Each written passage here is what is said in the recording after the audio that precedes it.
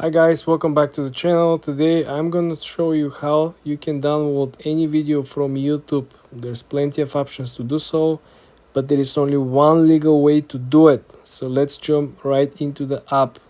First of all, you can click on subscriptions button so you can see all the channels that you already subscribed to. This is the most recent and current videos that they publish. Let's say you want to download these videos so you can watch them while you're offline.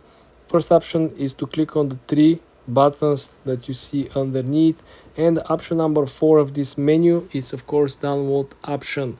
So the only way to do legally download the content from YouTube is to be subscribed to the actual YouTube Premium.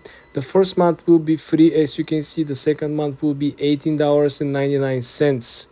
There is plenty of other benefits, such as you will be able to watch any video on the platform without ads, so on and so forth. Don't try to use third-party software trying to copy the links and something similar. This is not following the rules and regulations from YouTube.